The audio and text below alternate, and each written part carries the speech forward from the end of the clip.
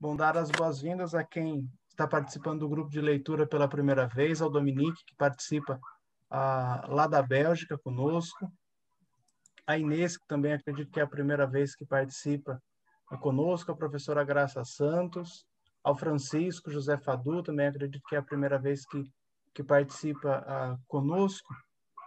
O grupo de leitura é uma iniciativa do Praxis, o Centro de Centro de Filosofia, Política e Cultura, que tem os seus polos na Universidade da Beira Interior e na Universidade de Évora, e desde 2018, se não me falha a memória, tem as suas atividades. Teve uma primeira rodada com o tema Emoções e Tonalidades Afetivas, e agora uma segunda rodada com o tema Corporalidade e Memória. Vamos hoje para a quarta apresentação de responsabilidade do Diogo Nogueira, que é amigo nosso, doutorando da Universidade de Évora. O Diogo é fisioterapeuta de formação, sua formação é na Universidade do Amazonas, tem o seu mestrado em Sociologia na Universidade de Toulouse, na França, e atualmente desenvolve o doutoramento na Universidade de Évora, sob orientação do professor Olivier Ferron.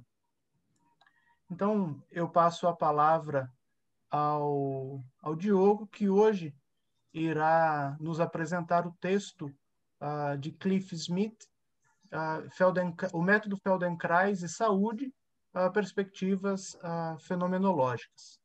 Então, muito obrigado, Diogo, pelo aceite do nosso convite. Você tem entre 40 e 45 minutos para expor a sua apresentação e depois o diálogo está aberto para todos. Ótimo, obrigado. Só um recado, Diogo, antes de você iniciar. Eu peço que todos podem ficar com os vídeos ligados, afinal não temos tanta gente assim para sobrecarregar o Zoom, mas, por favor, deixem os microfones desligados para não ter nenhuma interferência. Tá, joia. Então, boa tarde a todas e a todos. É um prazer estar aqui hoje, mais uma vez, a convite da professora Irene Borges Duarte, a quem eu agradeço em especial. E também gostaria de agradecer a todos da organização, os colaboradores, e o faço na pessoa dos colegas do Luiz Gabriel, do Moisés e do Ângelo, que têm realizado aí um excelente trabalho. Só uma correção, Gabriel, eu sou formado em fisioterapia pela Universidade da Amazônia, em Belém do Pará, e não do Amazonas, em Manaus. Ok? Acontece muito essa confusão, está nenhum problema. Ok? Bom, como o Gabriel disse, para o encontro de hoje eu sugeri a leitura do artigo do Smith Cliff, no qual ele sugere possíveis relações entre a fenomenologia e o método Feldenkrais, e propõe o uso da prática fenomenológica do método Feldenkrais em saúde. De antemão, eu já apresento as minhas desculpas pelo texto em língua inglesa, a quem pode ter tido alguma dificuldade na compreensão do mesmo. Nós já podemos extrair daqui uma pequena informação. Muito pouco se escreve sobre o método Feldenkrais em outras línguas que não a língua inglesa. O próprio Moshe Feldenkrais, que era poliglota, ele escolheu o inglês como meio de comunicar os seus trabalhos. E atualmente algum material em francês, se produz bastante já em alemão, existem muitos pesquisadores na Áustria, sobretudo, mas é escassa a produção em espanhol, em português e italiano. Eu sempre que posso mando traduções, né, dos escritos de Feldenkrais para o grupo de discussão, já é a segunda vez que eu participo, dessa vez, infelizmente, não foi possível. Mas isso também implica, claro, que o vocabulário usado dentro do universo Feldenkrais, como nós vamos ver mais adiante, tem todo esse peso da língua inglesa. Enfim, vem imbuído desse significado, as palavras vêm imbuídas desse contexto da cultura inglesa. Bom, dito isso, nós talvez possamos começar a nossa conversa aqui com perguntas bem simples, de quem é o autor, o Cliff Smith, e quem é o Moshe Feldenkrais e o seu método. a título só de uma introdução ao tema. Bom, então, poucas palavras, o Cliff Smith, ele é graduado em Educação em Sociologia, é um americano, graduado em Educação e Sociologia, ele é doutor em Filosofia pela Universidade Saybrook, em São Francisco, na Califórnia, desde 2018, num campo que lá eles chamam de Mind and Body Medicine. Okay? É uma especialidade desse grupo de São Francisco. Ele também é professor do método Feldenkrais, de Educação Somática, desde 1991. O Moshe Feldenkrais, ele viveu entre 1904 e 1984. Ele foi doutor em engenharia pela Universidade de Sorbonne. Ele é judeu, de origem russa, e participou ativamente do movimento sionista para a construção do Estado de Israel. Isso é um fato muito marcante na vida dele. E foi praticante de artes marciais, sobretudo do judô, o que levou a sistematizar um método de educação somática, o seu método de educação somática, baseado nas observações do desenvolvimento humano. Ele chamou o seu método de educação somática de consciência através do movimento. Bom, esse nome comprido se resumiu ao que hoje nós chamamos de um método Feldenkrais, simplesmente, e algumas pessoas dentro do trabalho, né, dentro desse campo da consciência somática, simplesmente referem ao método Feldenkrais como o método, como se fosse o grande método hoje de referência em distinção a outros métodos que existem. Né? Bom, a escolha desse artigo foi na intenção de trazer elementos para uma discussão a respeito do tema geral, corporeidade e memória, que é o tema dos nossos encontros para esse ano, no nosso grupo de leitura. Ainda assim, pode parecer um pouco estranho o convite para a leitura de autores desconhecidos no âmbito filosófico, já que é um grupo de discussão em filosofia, sobretudo aqui. Bom, então cabe aí uma nota de esclarecimento para as pessoas que não me conhecem. O método Feldenkrais é o objeto de estudo da minha tese de doutoramento na Universidade de Évora, no qual eu ensaio, a partir do qual eu ensaio a possibilidade de pensar uma antropologia. Né? A minha grande pergunta é: que humano é esse, o qual descreve e sobre o qual fala o Feldenkrais? Então, o presente artigo ele serviu como ponto de partida para a minha investigação, ou para a investigação que eu realizo, e ainda é um artigo que me serve de baliza para alguns conceitos. Okay? Bom, para além disso, além do uso pessoal, ele é um texto-chave para essa relação com a fenomenologia, já que ele cita e traz conceitos de autores como Husserl, Heidegger, Merleau-Ponty, o Schusterman, dentre muitos outros, que são objetos de estudo, né? Esses autores são objetos, e o que produziram são objetos de estudo de professoras, de professores e outros colegas aqui presentes. Então, isso também é uma tentativa de contemplar a todos e a todas e enriquecer um pouco mais a nossa discussão a partir de temas comuns e conceitos dentro da fenomenologia. Okay? Nesse sentido, o artigo ele apresenta uma estrutura muito bem definida, com 3 grandes tópicos de discussão. Né? O autor ele começa o artigo com as características do método Feldenkrais, tentando apresentar o método Feldenkrais. Depois, ele busca estabelecer similitudes do método Feldenkrais com o pensamento e a prática fenomenológica. E, por fim, a possibilidade de um terceiro tópico, que é a possibilidade de uso de uma abordagem fenomenológica do método Feldenkrais aplicada no campo da saúde. Esses tópicos eles estão no centro, que seria um nó borromiano, formado pelo enlace de outros grandes campos teóricos, quais sejam da educação somática, da fenomenologia do corpo e da fenomenologia da saúde.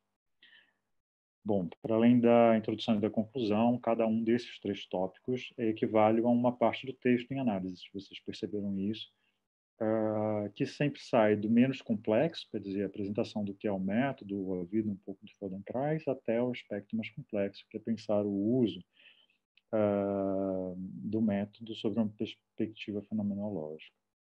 Bom, o autor, quando ele apresenta o método, ele parte do conceito de educação orgânica. Esse conceito ele é um conceito criado pelo próprio Feldenkrais, ou pelo menos empoderado por ele, né? Ele se apropria desse conceito. E ele define, Feldenkrais define a educação somática como um modo pelo qual o ser humano se desenvolve e aprende novas habilidades. As características desse método de educação somática é que ele não possui um professor, mas requer uma interação com o meio ambiente e com outras pessoas, né, com iguais. A força de vontade das emoções, como os padrões de ansiedade, por exemplo, eu já tive aqui a oportunidade de comentar sobre o aspecto da ansiedade dentro do método Feldenkrais, eles bloqueiam esse processo de aprendizagem. É um processo individual, lento, sem prazo, sem objetivo determinado, portanto, livre de julgamentos. Apenas a sensação de satisfação, assim, o ponto auge, você sabe que você aprendeu algo dentro desse processo de educação somática, quando surge essa sensação de satisfação. Quando uma função, uma nova função é incorporada, ou pelo menos deixa de ser estranha ao seu gesto, à sua forma de interagir com o mundo. E a experiência, quer dizer, o viver corpóreo, a experiência física, ela é determinante nesse processo de aprendizagem. Okay? Essas características, elas advêm simplesmente do funcionamento do cérebro humano, quer dizer, como o ser humano está organizado, né? Como ele funciona no seu desenvolvimento. Então, é no livro Body Natural Behavior que Feldenkrais sustenta a ideia de que o ser humano ele se distingue dos outros animais por possuir um cérebro com uma capacidade de aprender, que é única na natureza. Feldenkrais diz que antes de nós sermos Homo habilis ou Homo sapiens, né, que é hoje como nós somos caracterizados enquanto espécie, antes de tudo isso, ou por conta de termos a capacidade de aprender, é que nos tornamos Homo habilis e depois Homo sapiens. Okay? Então, essa capacidade, essa peculiaridade do ser humano, essa predisposição do aprendizado é o, inclusive, que nos distingue dos outros animais e que nos caracteriza como humanos. Bom, os argumentos que ele usa são baseados nas descobertas da neurociência, de pesquisadores do final do século XIX e do século XX, como Sherrington, Pavlov, Freud, Babinski, dentre muitos outros, no campo do desenvolvimento humano, da percepção e da cognição. Ele busca, igualmente, elementos do campo da física, da fisiologia e da anatomia, das teorias do aprendizado, das artes marciais, da prática de corpo-consciência. Bom, o fato de ele trazer um conceito e ter uma base neurológica, né, quer dizer, o fato de Feldenkrais buscar elementos na ciência, na neurociência, para explicar o seu método, para construir as bases do seu método, faz com que um vocabulário específico da área médica esteja ali presente na descrição, nas explicações de Feldenkrais, o que faz ele muito próximo de uma racionalidade, de um pensamento até, de certa forma, naturalista. Então, palavras como mind, conscious and conscious, reflex, consciousness, awareness, intentionality, willpower, anxiety development, né? Quer dizer, a tradução disso seria mente, o consciente, o inconsciente, o reflexo, neurônios, ter consciência, atenção, intencionalidade, força de vontade, ansiedade de desenvolvimento. São temas, são palavras utilizadas nesse campo da neurociência, para citar só alguns exemplos, fazem parte desse grande vocabulário. O Feldenkrais, ele não é filósofo, ele é formado em engenharia, como disse para vocês, então ele não se preocupa especificamente em conceituar os termos que ele usa, o que dificulta muitas vezes a compreensão e requer um trabalho nosso de tentar situá-lo dentro, situar o que ele fala dentro de algum conceito específico. Né? O Smith, né, o autor desse texto, do artigo que nós estamos lendo, ele menciona que, por exemplo, que o entendimento dado por Feldenkrais ao termo inconsciente e as funções da mente relacionadas a ele se distanciam do termo freudiano, né? e que por aqui não houvesse uma confusão, quer dizer, para desambiguar o entendimento do que é o inconsciente dentro de uma linguagem freudiana e dentro daquilo que usa Feldenkrais, atualmente, nos estudos de somática, se prefere o termo pré-consciente, falando dessa função criativa, da memória, do armazenamento, que é o que Feldenkrais, é como Feldenkrais articula esse conceito. Okay? Bom, o mesmo acontece com termos que vêm do campo da educação. Então, Feldenkrais fala muito em learning, que é a aprendizagem, e se refere aos profissionais que trabalham com seu método como professores, né, teacher, aqueles que usam ou atendem suas aulas são students, ou alunos, alunas. Ele dá aulas, dá lições, né? Então ele usa o termo classes and lessons e fala muito em criatividade no processo de aprendizado, então creativity.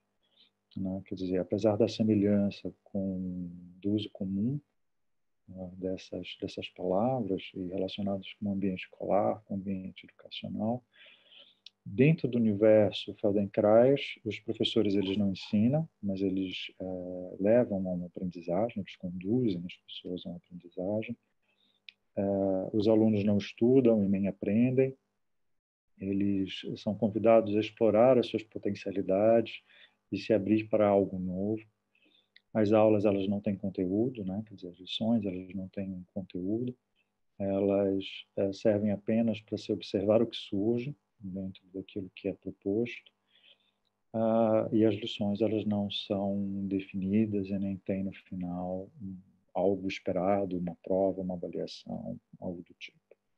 Né? No seu livro Body Awareness as Healing Therapy, que para o português foi traduzido como Caso Nora, ele conclui que o que ele chama de aprendizagem é um processo de desenvolvimento físico condicionado pela estrutura do sistema nervoso e pelo ambiente propícios a tornar uma pessoa madura, pelo qual se adquire ou se ampliam conhecimentos, entendimentos e habilidades. É um conceito bem amplo.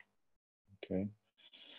No artigo, o Smith ele distingue duas modalidades. Bom, quando ele continua a apresentar o método Feldenkrais, ele distingue duas modalidades de interação usadas por Feldenkrais, que são as chamadas lições de consciência pelo movimento, ou Awareness Through Movement Lessons, e as aulas de integração funcional, ou Functional Integration Lessons.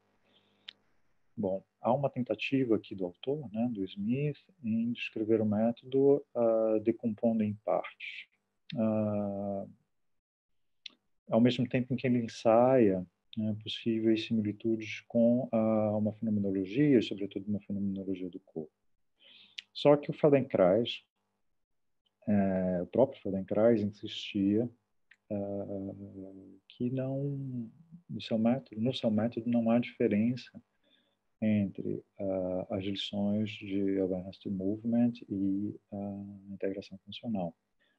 Para ele, ambas são idênticas, quer dizer, são muito próximas, sendo que um trabalho individual, ele é feito no meio de outras pessoas, né, no grupo de pessoas, seguindo o direcionamento verbal, e essas seriam as aulas de Awareness Through Movement, e enquanto que as aulas de Functional Integration é só do aluno com o professor, e ali a atuação é uma atuação não verbal, quer dizer, é um toque mesmo das mãos, vamos dizer assim, sobre hands-on, que a gente fala, né? Então, eu dizia que o Smith, nessa tentativa de explorar o método, explicar como o método funciona, ele separa duas entidades, que são as aulas de consciência pelo movimento e as aulas de integração funcional. Okay? Eu, particularmente, faço uma crítica a essa divisão baseada na própria fala do Feldenkrais, que diz que as duas aulas, na verdade, são duas formas de executar a mesma coisa, okay? Que é explorar os movimentos corporais. A diferença, ou se pode haver uma diferença entre essas duas modalidades, é que as aulas de consciência pelo movimento, elas são um trabalho individual realizadas com outras pessoas, quer dizer, num grupo, e nela se segue um comando verbal, é uma aula verbal, né? O professor dá comandos e instruções. E na aula de integração funcional, o trabalho é um trabalho individual, quer dizer, é um trabalho do professor com o aluno diretamente, quer dizer, não tem outras pessoas, apenas os dois, e é um trabalho não verbal, quer dizer, o professor toca com as suas mãos, ou usa do seu corpo para mobilizar aquele aluno. Em todos os casos, ou em ambos os casos, o que se quer sempre é direcionar a atenção de modo consciente para como se está a mover-se ou como se está naquele momento e dali extrair novas possibilidades de ser. Okay? Bom, atualmente se afirma ainda mais intensamente que o método Feldenkrais no método Feldenkrais não há explicações e conceitos ligados à energia, ou filosofias espirituais ou práticas religiosas. Mas é fato que o Feldenkrais, ele sim se distancia das práticas meditativas, de oração, ou não deseja, não busca com seu método uma elevação de cunho moral, mas também, e sim, também se vê na linguagem, na busca de uma cientificidade para o seu método, na construção dos argumentos, que ele quer se fixar dentro de uma estrutura mais científica, né? Seguindo um método, uma metodologia das ciências, né? Mas, no seu livro Thinking and Doing, que é o primeiro livro que ele escreve, ele descreve o inconsciente a partir de práticas de orações da sua tradição, da tradição que ele vem, da tradição judaica, né? Inclusive descrevendo esse estado ou essa experiência mística, né, como uma função do inconsciente, né, que faz parte do inconsciente e que isso também faz parte do nosso cotidiano de insights, né, de descoberta, de perceber novas possibilidades de estar no mundo, de ser. Né? Então, nesse sentido, ele reconhece que isso que chamamos de espiritual religioso faz parte do processo de desenvolvimento pessoal, de crescimento também de uma comunidade. E aí eu lembro sempre que o Feldenkrais faz parte do movimento sionista e que ele colaborou até o final da sua vida para a construção e consolidação do Estado de Israel. Okay? Bom, aí a gente começa a pensar do que é isso do ser no mundo, estar no mundo, né? Que são conceitos que estão ali no pano de fundo do método Feldenkrais e relacionados com o corpo, né? Ou melhor, com isso que Feldenkrais chama de mente-corpo. Né? Na sua linguagem, ele sempre estabelece uma unidade mente-corpo, né? Que para ele é um veículo para esse estar no mundo, já que a existência humana ela é uma experiência que se dá no corpo, quer dizer, nesse mente-corpo, e se dá através dessa mente-corpo. Okay?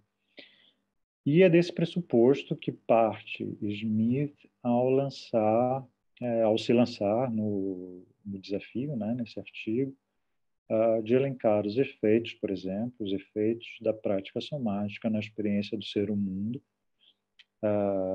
através da mudança na percepção e na disposição do corpo. Okay? E aqui depois eu peço uma ajuda, um esclarecimento da professora Irene. No texto em inglês, eles usam o termo being in the world, quer dizer, ser no mundo. Eu não sei se essa é a tradução para Dasein. Pode ser, ok. Não ouço seu microfone, professor. In der Welt sein é um dos aspectos fundamentais do Dasein, é o ser no mundo. Não é? O ser no mundo, ok. Obrigado. professora? Bom, então ele parte desse pressuposto, né? E se faz 4 perguntas, né? Primeiro, como é que as práticas somáticas, tal como o método Feldenkrais, podem contribuir para a saúde, para além do desenvolvimento da consciência somática? 2, como é que essa experiência de saúde tem a capacidade de incluir a sensação, a situação e a reflexividade na ideia de desenvolver uma orientação salutogênica?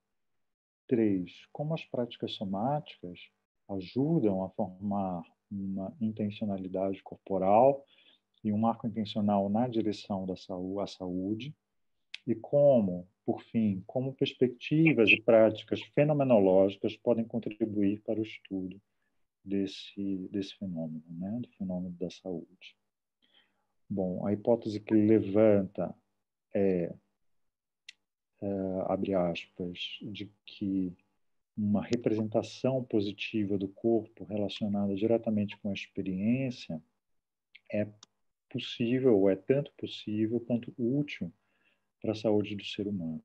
E aí foi uma tradução livre minha. Vocês podem ver esse conceito na introdução do texto. Okay? E é na segunda parte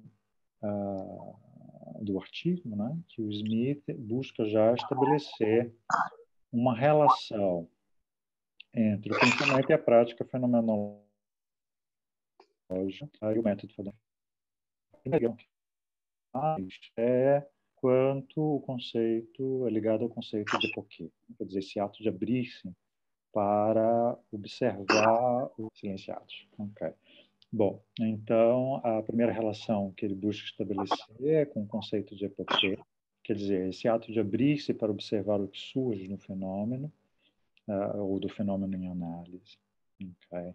Isso porque o Feldenkrais, no método Feldenkrais, no momento em que se convida o aluno a observar-se, ele põe-se como agente, mas também como um observador para que isso que é a sensação, né? As sensações, as emoções que surgem ao movimentar ou ao fazer um determinado gesto com o corpo. Na segunda, ele estabelece uma relação com a redução idética, no sentido de descobrir o que é essencial no fenômeno estudado.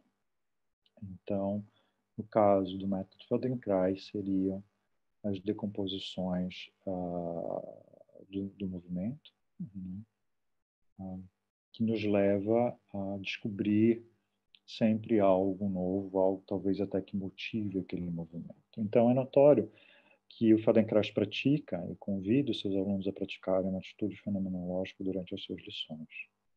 A atitude investigativa está inscrita no processo de educação orgânica proposto por ele, um processo que se dá instantaneamente na mente e no corpo. Então, se você observa uma criança, por exemplo, quando ela vai aprender, ou está a aprender a ficar de pé, ela sai da posição sentada e se lança para cima, faz vários movimentos com o corpo, até que, meio que sem querer, né, ela consegue ficar de pé. Claro que com os apoios, claro que com a dificuldade de se equilibrar no primeiro momento, mas depois isso se torna cada vez mais fácil, até que se torna elegante, até que ela já não precisa do apoio, até que ela consegue, de sentado, ficar de pé e caminhar. Né? E é essa atitude exploratória, como de uma criança, que o Feldenkrais nos convida a ter no momento de explorar o movimento. Então, a decomposição do movimento em seus aspectos, alguns dos aspectos do nosso movimento são a intenção, a direção, a força, a velocidade, a quantidade de movimento, a qualidade desse movimento, a organização e a localização no espaço. São temas que surgem durante as aulas e é uma forma de abrir a consciência ou trazer awareness, né, para um determinado aspecto do estar no mundo que antes era desconhecido, né, ou no termo do Feldenkrais era elusivo, era um elusive obvious, era algo que estava lá, que era óbvio, mas que não era percebido. O aspecto relacional, ele surge com o ambiente e com o outro, né, com outras pessoas, e que é uma parte importante nesse processo de aprendizagem. Por quê? Porque nós estamos sempre imersos num mundo material e vivendo as leis da física. Okay? Feldenkrais menciona a gravidade como o principal aspecto do ambiente que nos força a todo instante a reagir e a nos adaptar. Okay? Então, é um ambiente, o primeiro a nos impor limitações e a empurrar-nos na direção a descoberta de algo novo, a uma adaptação. O Feldenkrais ele sempre convida os seus alunos tanto para essa experiência interna de sentir, de perceber, de observar, mas também essa experiência externa de como eu reajo, de como eu interajo com o meio ambiente, com as outras pessoas. Dessa interação é que surge o que o Smith, né, nos apresenta, as discussões a respeito do corpo. Se nós somos um corpo ou se nós temos um corpo. Né? Ele discorre como o Feldenkrais assume esses dois aspectos, quer dizer, o aspecto subjetivo e o aspecto objetivo envolvidos na corporeidade. Fala-se, então, da percepção, da experiência de ter um sujeito, ser um sujeito encarnado, diferente do ter simplesmente um corpo físico. Okay? E ele cita o campo conceitual do Merleau-Ponty para fazer essa argumentação. Por fim, já na terceira parte, o Smith ele aponta possíveis usos da prática de consciência somática no campo da saúde. E aí ele se aproxima do Schusterman, que é um americano, que hoje é o grande expoente na fenomenologia do corpo, vai ser dos estudos somáticos. E Schusterman menciona a somática como essa experiência real de ser no mundo. Né? A proposta do Schusterman é que explorar o como e o quando uma consciência somática serve-nos. Desculpa, a proposta da filosofia de Schusterman, da filosofia da fenomenologia que Schusterman desenvolve, é explorar como e quando uma consciência somática serve-nos e a melhor forma de cultivá-la. Essa é uma tradução minha. Okay? Por quê? Porque muitas vezes, naquilo que a diferença entre o que o Smith imagina e o que o Schusterman propõe é que Smith, como eu mencionei anteriormente, quer saber quais os usos dessa experiência somática, né, e dessa educação somática e como isso pode ser utilizado em saúde. Schusterman vai dizer que isso é perigoso. Por quê? Porque você ter consciência de determinadas emoções, de determinados sentimentos, pela experiência narrada dentro da história da fenomenologia, lá desde Kant, desde os anteriores a eles, né? Eu sinto Kant porque é o que estava no texto, se fala de um estado de melancolia para essas pessoas que entraram era São Tomás, desculpa, não era Kant, era São Tomás, que entram em contato com essas emoções de uma forma aprofundada e que isso não seria uma atitude saudável. Né? Então, a discussão entra se é saudável, como e quando essa consciência pode ser utilizada. E aí o Smith evolui e diz que sim, um exemplo de consciência corporal saudável poderia ser, por exemplo, em conseguir, dentro do processo de saúde e doença, saber identificar uma dor de cabeça, uma variação de pressão corporal, antes que isso surja ou se agrave enquanto sintoma. Bem? O autor, então, ele conclui que sim, há similitudes entre as práticas fenomenológicas e o método Feldenkrais, e que algumas considerações da literatura fenomenológica sobre o movimento, o corpo, processos de doença, podem sim fornecer entendimentos, imagens e modelos úteis para a investigação e discussão da relação entre o método Feldenkrais e saúde. Eu, na minha conclusão, a título de conclusão, no meio que o Feldenkrais, ele ao construir o seu método, ele não pensava em saúde, ele pensava em desenvolvimento. O método dele acabou sendo direcionado, quando eu digo método, quer dizer, aquilo que ele estruturou enquanto campo conceitual e como prática, acaba hoje sendo direcionado para reabilitação, sobretudo neurológica. Então, hoje os estudos do método Feldenkrais são muito mais voltados para uma clínica de pessoas com incapacidades, com dores, com restrições no movimento, e que o método serviria para o alívio da dor, para o alívio, para a reabilitação, né, para ensinar algo de novo para essas pessoas, mas que a Feldenkrais não construiu o método dele especificamente para isso. Ele construiu para qualquer pessoa que tem interesse em desenvolver as suas novas capacidades e melhorar aquelas que já têm, possam fazer uso, né, desse conhecimento e investigar, explorar o seu próprio corpo, a sua própria mente, sem estar preocupado se é saudável ou não. Okay? E isso é um dos temas que eu trabalho dentro da minha tese. Bom, eu agradeço a intenção de vocês. Eu espero que os temas que eu trouxe, né, os aspectos que eu levantei, sirvam para discussão. Eu fiquei em 40 minutos, espero que esteja dentro do limite da apresentação. Eu, então, abro para comentários, perguntas, se gostaram do texto ou não, se foi saudável ou não, o que acham. Por favor, Gabriel.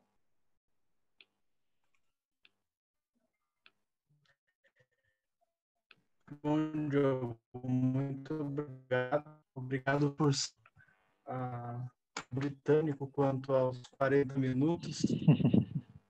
E agora nós temos a abertura.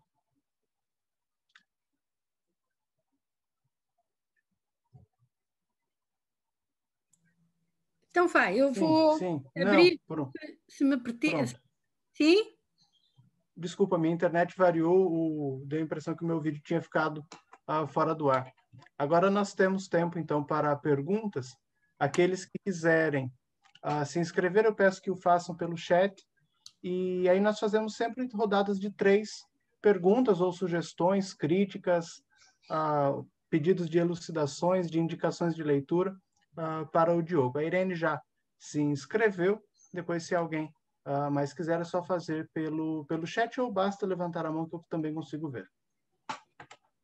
Então, vá lá. Eu esta vez fiquei com algumas dúvidas, também tem que ver com a qualidade da transmissão, que embora não tenha fraquejado, ouvia-se às vezes mal e, portanto, há algumas coisas que eu penso que posso não ter ouvido bem. Primeiro, acho muito interessante esta perspectiva de que haja alguém que tenta abordar o método, a ideia que preside ao método Feldenkrais numa perspectiva fenomenológica. Não ficou completamente claro de que maneira é que isso se manifesta dentro de uma abordagem propriamente fenomenológica, mas há algumas referências que me parecem importantes e que sim têm claramente que ver, pelo menos com o sentir-se dentro de um enquadramento fenomenológico. E nesse sentido eu gostava de pedir ao Diogo talvez que explicitasse algumas noções que apareceram na sua leitura. Isto é um grupo de leitura e cada um dos que defende a sua leitura é um leitor. Portanto, neste caso eu pergunto ao leitor, em primeiro lugar, o conceito de intencionalidade somática, que me parece claramente interessante e importante, também porque dentro da fenomenologia há os que defendem a intencionalidade num sentido estritamente consciente e não propriamente no sentido da awareness, que o Diogo está a traduzir por consciência. Realmente é uma palavra difícil de traduzir naquilo que significa exatamente nas nossas línguas latinas, mas num sentido de inclusivamente a nível inconsciente, ou seja, a nível não plenamente desperto, poder haver já no corpo uma intencionalidade que, ao fim e ao cabo, é aquilo que permite definir o ser no mundo. Portanto, aqui relacionamos estritamente com, estritamente não, pode ser entendido o ser no mundo num sentido vago, mas também pode ser entendido no sentido mais estritamente heideggeriano. Não é? O sentido heideggeriano implica que quando lança mão para o martelo na oficina, mas também quando lança mão para os óculos que estão aqui na caixinha de óculos e mudo de óculos, eu estou a fazer mundo. Eu estou, portanto, intencionalmente, toda a minha postura física faz com que o mundo exista, esteja aí, abra mundo. Não é? Portanto, primeiro conceito que me parece interessante de ser definido seria esse de intencionalidade semática. Depois, ver em relação com a questão da awareness, não é? Porque não acho que tenha diretamente que ver com o sentido da consciência, não é? Pode ser desperto, mas não estar consciente, não é? E, por outro lado, de que maneira, o Diogo também tratou disso e pareceu-me bem interessante, eu agora tenho estado toda a tarde a tentar escrever uma nota acerca da infância em Heidegger, ou seja, do que Heidegger diz e não diz sobre a infância, de modo que a questão da infância tocou-me na corda mais sensível. E é este sentido que o Diogo tratou como a atitude exploratória na criança. E depois uma coisa ainda em relação com propriamente com o método Feldenkrais, que é essa questão da saúde e movimento, não é? Porque é que é um método para o movimento e não para a saúde, se ao fim e ao cabo o movimento é saúde? Bom, e depois há uma última questão, mas isso é mais por não ter mesmo compreendido bem, por não ter ouvido com plena clareza este diálogo entre o Schusterman e o Smith, que não ficou para mim completamente claro. Ou seja, no fundo, são três núcleos conceptuais: a intencionalidade, a atitude exploratória na criança e a questão da saúde-movimento no método Feldenkrais, e uma dúvida que é essa interação, esse diálogo e aparentemente discordância entre o Schusterman e o Smith. Bom, eu anotei 5 perguntas, então como nós temos uma quantidade já maior do que 3, eu acho que podemos abrir para o Diogo e depois a Inês pode falar. Não sei se a Helena também vai querer falar, que eu vi que ela abriu o microfone.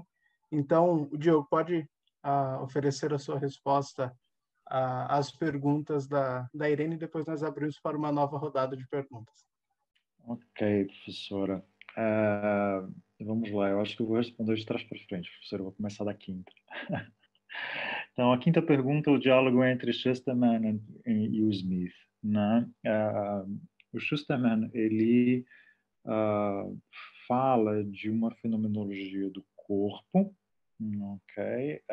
De um corpo que é um corpo somático, e que ele não, ou melhor, ele condena o fato de hoje tudo dentro da somática ser visto como saudável. Okay? Ele diz que existem aspectos de sensações, emoções, sentimentos que não necessariamente conduzem a pessoa a um estado, como eles chamam, um estado salutogênico, um estado de saúde. Que você ter consciência profunda, ou percepção e consciência profunda de determinadas condições podem, na realidade, levar a estados de melancolia, por exemplo, né? Um estado que não é saudável, né? E que é nesse sentido em que ele bate o martelo, dizendo que a somática, as práticas somáticas, elas não devem, ou melhor, as práticas somáticas, elas devem ser consideradas com cautela enquanto recurso para a manutenção da saúde. Okay? Não é sempre que ela vai funcionar como um aspecto que conduz à saúde, ou que leva a um bem-estar, como se é esperado. Okay? Não no Feldenkrais, mas em outras práticas, né? Por exemplo, a antiginástica, um outro método de educação somática. É comum aquilo que você vivencia e descobre naquela experiência ser tão desafiador que a pessoa sai irritada, porque ela não consegue viver aquilo de uma forma organizada. Okay? O Feldenkrais também tem lições que são muito desafiadoras, algumas até impossíveis de se fazer, que só ele conseguia fazer, ou só pessoas com uma liberdade de movimento articular muito grande que conseguiam fazer. Então, isso pode levar pessoas a um estado que não é um estado saudável. Okay? Por isso que ele deixa bem claro assim, como e quando utilizar a somática para a saúde. Okay? O Smith, ele discorda e tenta levar isso, ou levar essa ideia da somática e saúde sempre para um lado positivo. Okay? Então, sempre buscar, assim, considera que há recursos, sim, dentro dos métodos de educação somática e dentro do método Feldenkrais, inclusive dentro do método Feldenkrais, que levam à saúde, sim, e que isso pode ser usado não já no estado de doença ou não no estado em que leve a doença, mas no auxílio, por exemplo, à percepção de um sintoma antes que ele venha a ser sintoma. Quer dizer, você perceber um primeiro indicativo de uma febre, de uma dor de cabeça, de uma alteração de pressão, antes que isso seja propriamente diagnosticado, antes que isso seja realmente um sintoma efetivo. Okay? É aí que existe uma discordância. Né? Então, para Smith, sim, a educação somática ela pode ser sempre vista de uma forma imparcial e não julgada, e sem julgamento, e contribuir para um diagnóstico, para um bem-estar em saúde. E o Schusterman diz que não, que existem aspectos que podem levar para algo negativo. Essa é a discordância entre eles. Depois, saúde é movimento. Um grande ponto de interrogação. Feldenkrais diz que vida é movimento, né? Que a vida se expressa pelo movimento, né? Mas não necessariamente é um indicativo de saúde, né? Até porque, para ele, saúde e doença são conceitos muito amplos e algumas vezes até, como é que eu posso dizer, discriminatórios, né? Ele, por exemplo, não considerava uma pessoa com paralisia cerebral, com autismo, com limitações nesse sentido, uma pessoa doente. como a pessoa nasceu daquele jeito, aquele era o nível de capacidade que aquela pessoa tinha. Okay? E ele buscava explorar dentro daquele quadro quais as capacidades que eu posso melhorar para que essa pessoa desenvolva as suas capacidades, descubra meios mais eficazes, mais livres, né, de se manifestar. Okay? Então, de um modo geral, quando você faz as aulas do método Feldenkrais, e ele isso provocava, realmente chamava as pessoas para tomada de consciência de que todos nós temos limitações psíquicas, emocionais e de movimento, quer dizer, e sociais, né, em todos os aspectos da vida biopsicossocial, nós temos sempre algo a aprender. Todos nós somos limitados. Então, num jargão que virou até uma certa piada dentro do universo Feldenkrais, ele dizia que todos nós temos um grau de autismo, um grau de pobreza e um grau de paralisia cerebral. Existe alguma coisa que você não sabe lidar, que você não sabe fazer, que você não tem acesso socialmente. Ok? Então, é nesse sentido de que nem sempre a saúde é movimento. Né? Vida, sim, é movimento. A experiência, sim, indica que é a vida. No momento em que você deixa de aprender, no momento que você deixa de se dispor a esse desenvolvimento, a essa educação orgânica, é ali que começa a morrer. É ali que você começa a deixar de ter novas possibilidades, novas perspectivas, e que isso leva você à morte. Okay? Essa é mais ou menos a ideia do Feldenkrais. E isso nos leva à terceira pergunta, que é a infância e a atitude exploratória da criança. Né? Para Feldenkrais, o processo de desenvolvimento ele começa ainda no ventre, no ventre da mãe, quando a criança já, né, o feto está sendo formado, mas mais especificamente no último trimestre, quando já não tem só um embrião, mas já é um feto com todas as estruturas, inclusive o coração batendo, estruturas cerebrais já bem disposta ao desenvolvimento, e que ali, com sonhos, com rotações, com uma série de experiências ainda dentro do ventre materno, os nossos esteroceptores começam já a funcionar e a ter ali os primeiros inputs. E dali começa o processo de desenvolvimento de educação, né, orgânica, que dura ao longo de toda a vida, até o momento em que conscientemente você diz, a partir de agora eu não quero mais aprender, eu não tenho mais capacidade de aprender, e começa a morrer. Okay? E aí, é na primeira infância, né, quer dizer, o primeiro ano, muito mais do que todos os outros, mas até os 3 anos, mais ou menos, é que acontece os grandes saltos de desenvolvimento, que são visíveis a olhos nus. Né? Quer dizer, você tem, quem já teve a possibilidade de conviver com o bebê, sabe o quanto que ele balança, né, os braços e pernas e mãos de uma forma aparentemente desorganizada, mas ali, naquela repetição, de repente surge algo em que ele consegue sair da posição de braços para cima para ventre para baixo, por exemplo. Ok? Uma criança que está ainda a aprender a amamentar, né? Ela instintivamente começa a procurar pelo olfato o odor da teta da mãe, né? E aquilo automaticamente estimula o sugar, né? E ela ali já depois começa a associar o olfato com o paladar e a, inclusive, mastigar e deglutir, saber que ali existe um gosto, né? Um sabor, algo que vem. Então, essas etapas, elas acontecem de forma a serem sedimentadas, né?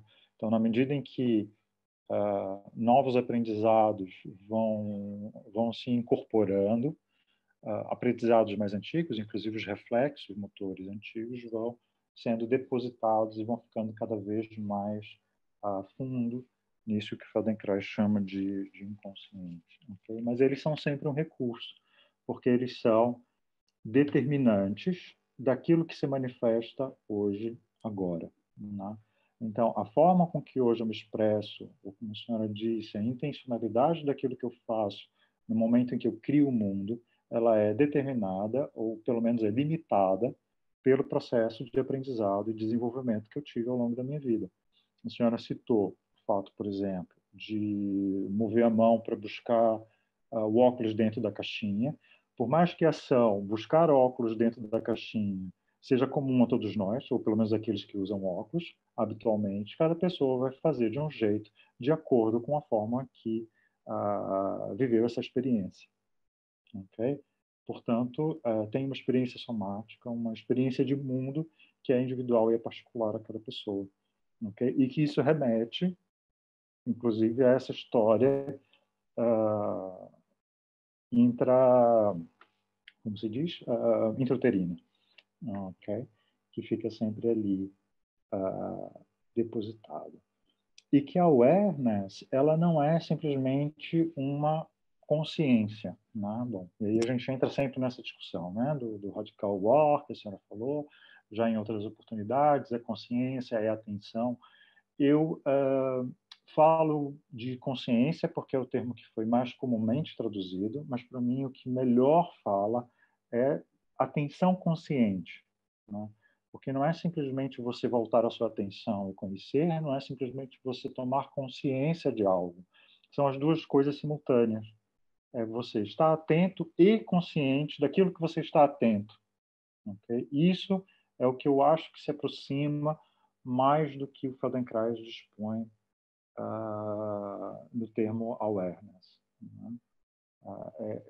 E ali tem também esse sentimento imbuído, um sentimento da descoberta, da curiosidade, da disposição em tomar consciência daquilo que você está atentamente consciente. Então, é mais ou menos esse o termo awareness. Quanto ao conceito de intencionalidade somática, que foi a sua primeira pergunta, bom, Feldenkrais ele não fala disso, né? Quem menciona isso é o Smith, dentro da concepção que ele faz, dentro da leitura que ele faz sobre Merleau-Ponty. Né? A intencionalidade do Feldenkrais ela está ligada com a função, e a função está ligada diretamente com o ambiente. Okay? Uma coisa, por exemplo, é você flexionar o cotovelo, outra coisa é você levar a mão na boca, que implica na flexão do cotovelo. Okay? A intencionalidade do movimento ela é percebida, como eu posso dizer, no objetivo final, mas ela está presente desde o início da ação. Okay? Então, quando você instintivamente, quer dizer, porque sentiu algo coçar na boca e precisa levar a mão na boca, okay? O seu cérebro, quando pensa em levar a mão na boca, já conclui esse movimento, mesmo quando a sua mão está esticada, antes de chegar à boca. Okay? Não sei se me fiz entender. E aí é que existe essa intencionalidade. Okay? O que é muito legal, muito interessante, porque só o fato da organização de você estar sentada, ou estamos aqui todos sentados olhando para uma câmera, né? Sem nós nos percebermos, o nosso cérebro está a todo momento num circuito de feedback, feed-forward, né? De retroalimentação, nos dando várias informações do que é o gesto de estar sentado olhando para uma câmera ouvindo uma pessoa falar, por exemplo. Né? E que isso cria todo uma intenção, literalmente um gesto, né? Que nos permite permanecer de forma confortável nessa posição.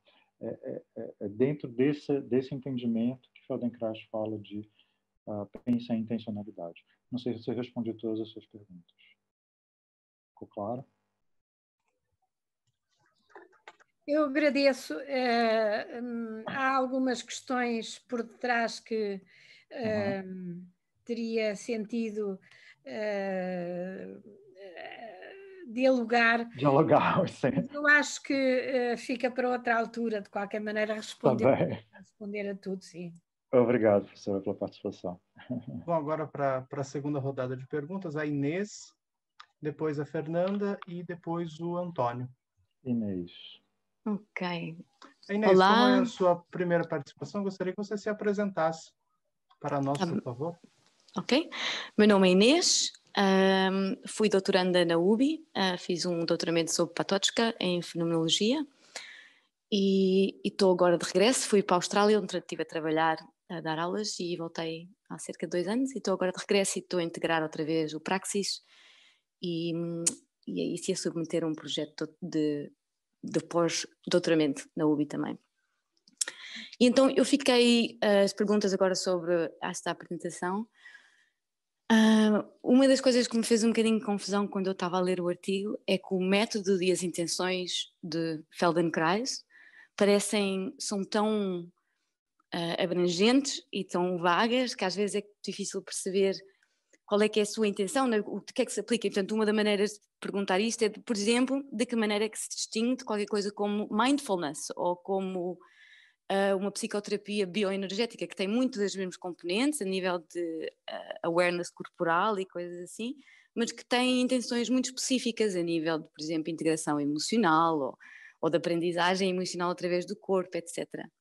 E tenho depois uma pergunta muito pequenina, mas que vem com um comentário, que é se quem é que quis fazer esta ponte entre a fenomenologia e o método Feldenkrais, se foi o próprio Feldenkrais ou se é só o autor deste artigo, porque realmente eu não sei se era isso que também a Irene estava a querer dizer, que parece-me que há aqui coisas que são apropriadas com alguma intenção, mas que depois talvez não levam a fenomenologia toda, não é? Portanto, há aqui coisas que parece que escapam e portanto, são essas as minhas perguntas. Obrigado, Inês, pela tua participação e pelas tuas perguntas e comentários. Diga. Nós vamos fazer 3 perguntas. Agora, Fernando, okay. depois o Tá Antônio, aí você responde as 3, pode ser? As 3, pode ser sim. Professora Fernanda, por favor. Olá, muito obrigada pela sua exposição. É sempre um prazer ouvir e ver a articulação entre a forma como fala e a serenidade com que habita o que diz. Para mim é sempre um gozo vê-lo e ouvi-lo. E hoje não foi exceção, foi também assim. A minha questão é uma questão que eu acho que tenho desde que o Diogo formulou a ideia de fazer um doutoramento sobre este autor. Doutoramento em filosofia. E eu penso que hoje ficou definido, ou melhor, ficou mais claro para mim, se calhar 2 vias, e era por isso que queria partilhá-las consigo, para ver se você é assim que pensa, e está a pensar em seguir uma delas ou ambas. Porque o Diogo disse, e de uma maneira bastante pregnante, como diria a Irene, que a sua tese tem a ver com que humano é este que suporta ou que está no horizonte desta prática metodológica, E hoje, quando falava, e sobretudo no diálogo que estabeleceu com a Irene, a mim surgiram realmente 2 caminhos. Eu penso que mais difícil e mais original, provavelmente também, que era, se calhar, o aprofundamento conceptual e filosófico dos temas ou das propostas metodológicas do autor, que eu penso que é mais difícil porque isso supõe um trabalho uma investigação mais ampla no campo da filosofia, não só na fenomenologia, mas em perspectivas diferentes, em perspectivas teóricas diferentes, e outra mais fácil, digo eu, que é uma forma de pensar este autor como um caso, não é? E daí passar diretamente para um campo filosófico que pode ser o Merleau-Ponty, mas também podia ser o Ricard, que é pensar a ideia de uma subjetividade encarnada, de uma subjetividade que é um corpo. E, portanto, numa linha, de alguma maneira, que se prende ou que se atravessa com a recusa da transparência transcendental na abordagem do ser humano. E isso, o Diogo estava a falar e eu ia pensando na ideia de corpo próprio, não é? Que o Merleau-Ponty e o Ricoeur também usam, aliás, a mesma, numa apropriação do Ricoeur do termo do Merleau-Ponty, mas que, no fundo, em termos da filosofia contemporânea, tem a ver com o não abandono, digamos, da questão do sujeito como tema filosófico pertinente e adequado, digamos assim. Não quero fazer nenhuma pergunta, é só para, no fundo é uma pergunta, mas é uma pergunta que não tem a ver com o conteúdo, mas com a forma. Se já escolheu um caminho e se escolheu, qual é o caminho. Mas renovo os meus agradecimentos pela sua exposição e por essa maneira tão pessoal de habitar o pensamento e a linguagem, como é a sua.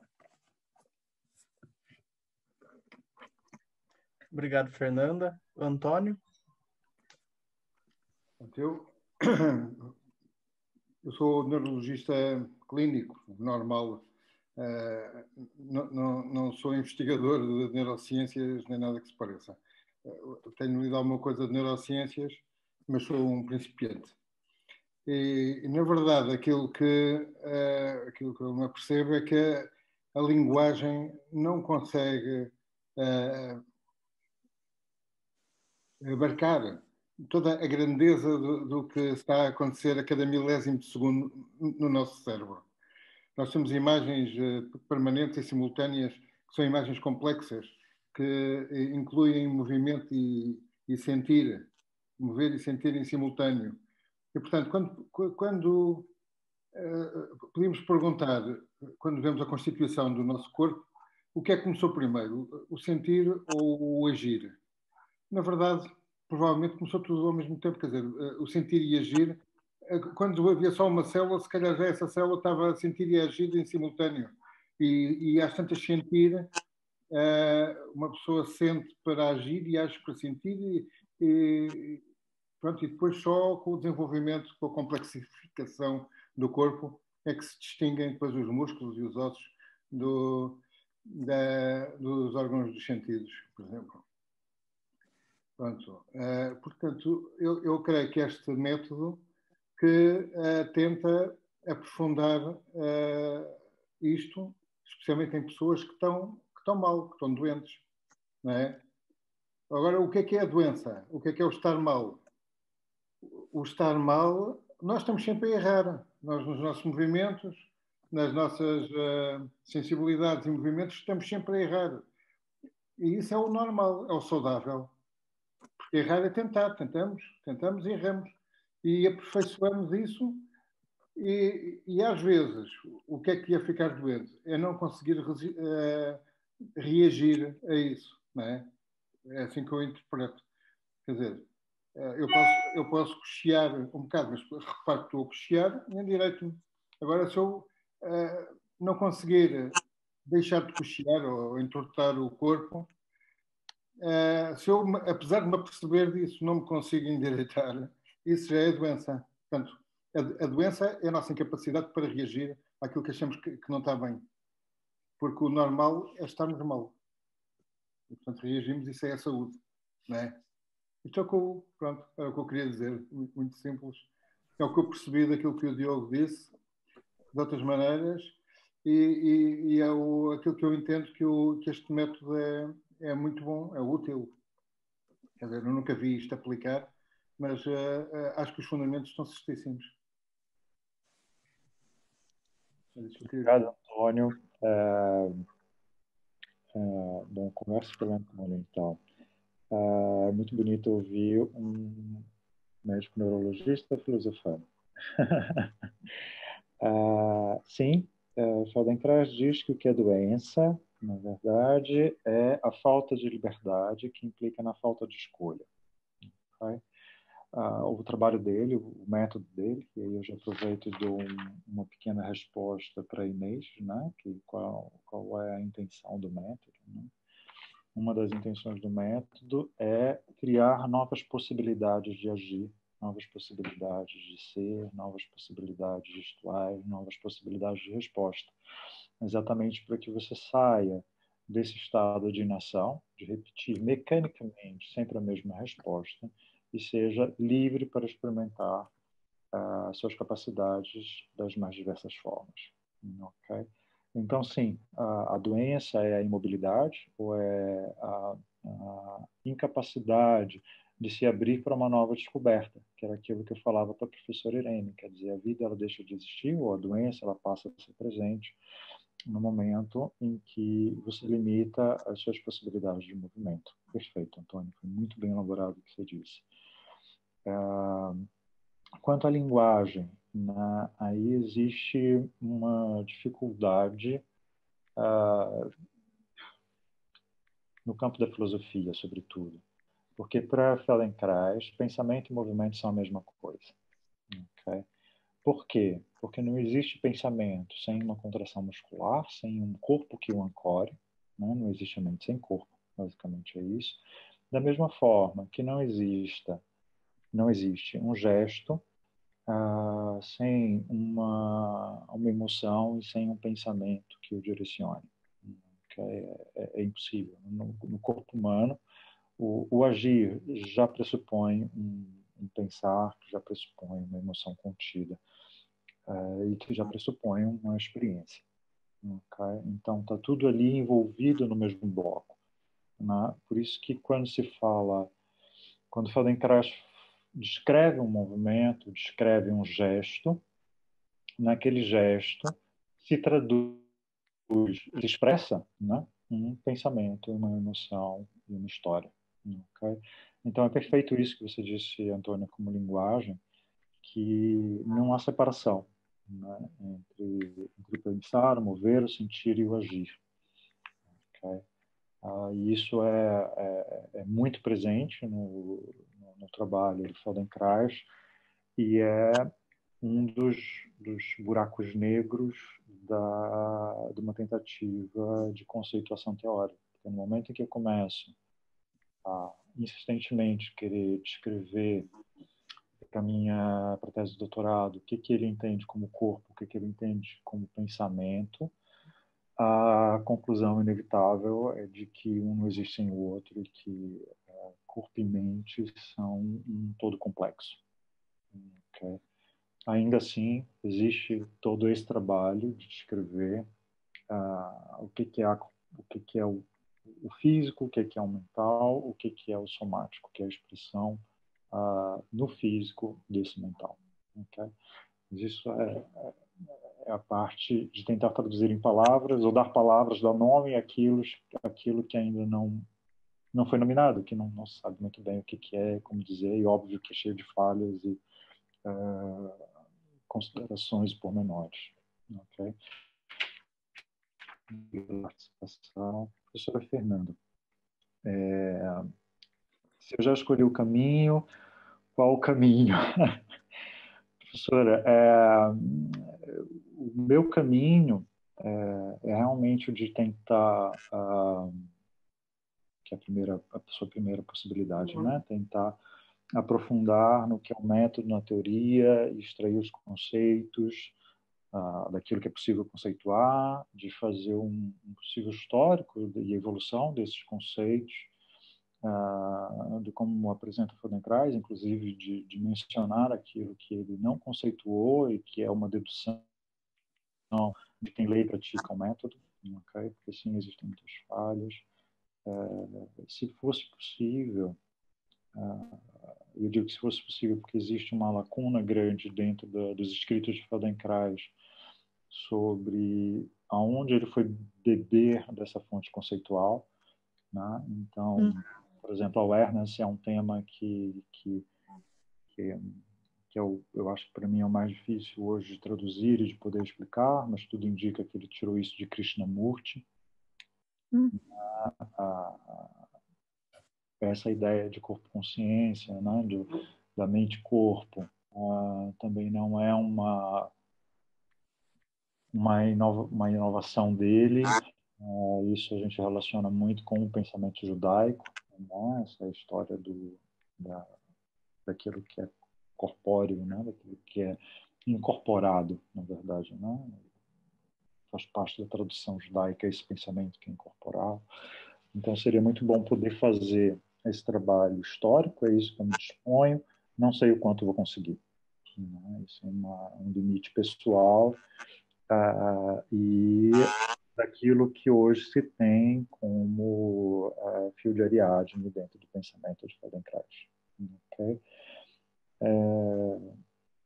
Existe aí nessa busca antropológica, né, muito mais um desejo meu, como objetivo mesmo da tese, de situá-lo dentro de uma possível antropologia filosófica, quer dizer, é possível fazer uma antropologia dentro do método, né? É possível pensar esse ser humano, essa subjetividade, esse indivíduo encarnado, naquilo que predispõe, de que nos expõe Feldenkrais, né? Essa é a minha grande pergunta.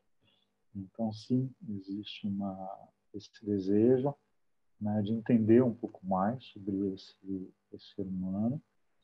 E, bom, a gente não escolhe por acaso o orientador, a gente usa o que tem na prateleira, né?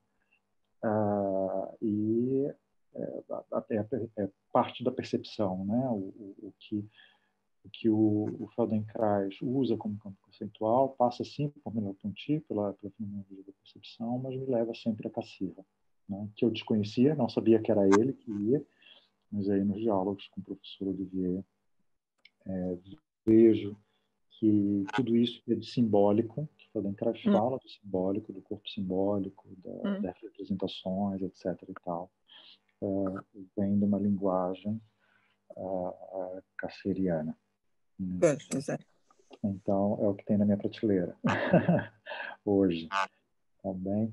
Quem é esse homem? É a grande pergunta, né? Quer dizer, parece que tudo me leva a crer, essa afirmativa que eu já dei como uma possível conclusão, de que Feldenkrais diz que o ser humano é humano porque aprende. É um animal que aprende. Nós somos homos aprendizes, não somos homo sapiens, né? Inclusive, a própria racionalidade, o próprio desenvolvimento do pensar a si mesmo é algo que se aprende no desenvolvimento neuropsicomotor. Nós não sabendo que nós somos o que somos, né?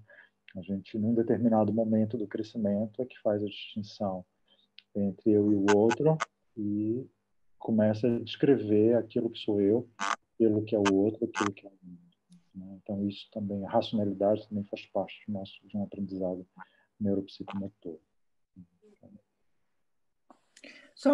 São parentes, não é parentes, são acrescento, que é, em qualquer caso, nessa noção de aprendizagem, nesse ser humano que é humano porque aprende, obviamente que está a chancela da modernidade, não é?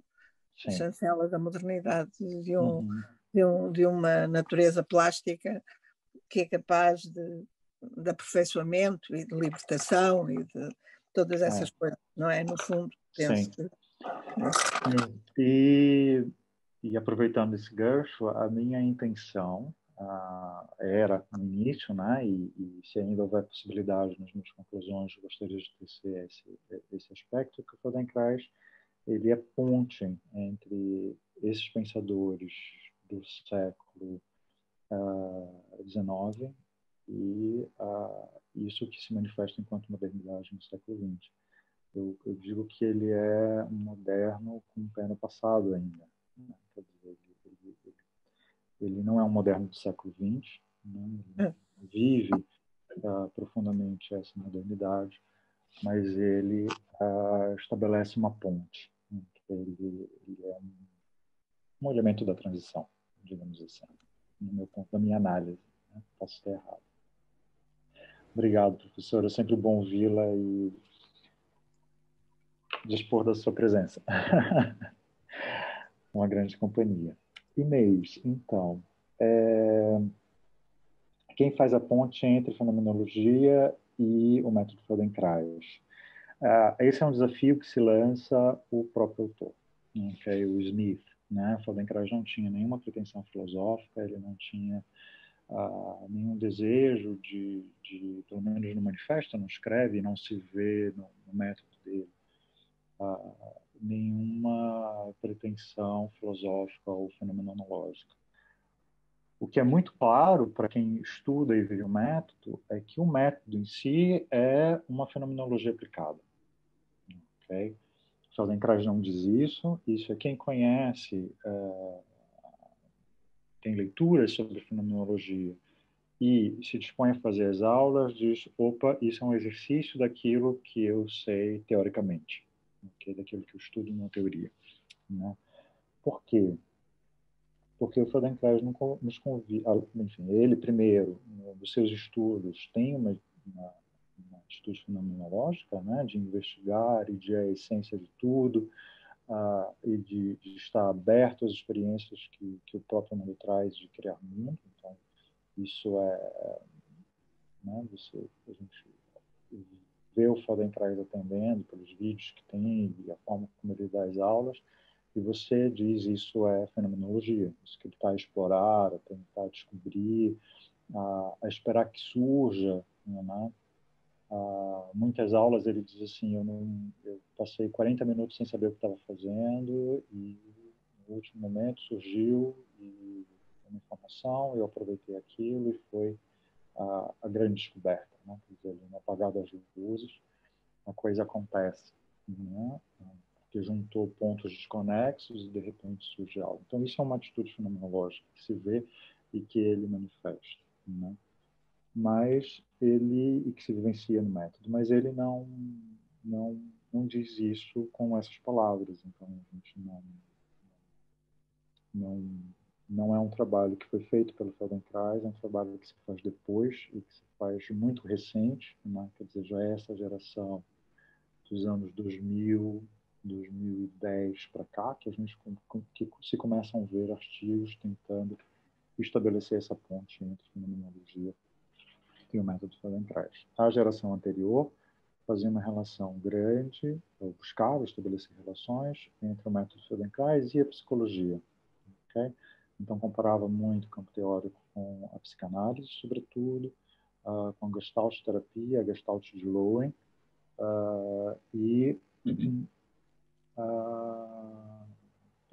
são esses dois aspectos. Okay? Então, os escritos anteriores falam muito da psicoterapia, do Feldenkrais como método de psicoterapia ou psicodinâmica, e não como psicodinâmica no sentido de que algo do emocional e dessa integração das emoções e do pensamento com o corpo acontece. Né? É muito mais essa abordagem psicológica. Qual a intenção do método? Ou quais as intenções do método? A intenção do método é desenvolvimento pessoal. Né? O Feldenkrais quer oferecer um instrumento para que pessoas que se disponham a se desenvolver, a crescer, a conhecer novas capacidades, possam usufruir dele no seu dia a dia. Né? Depois, aonde isso se aplica é que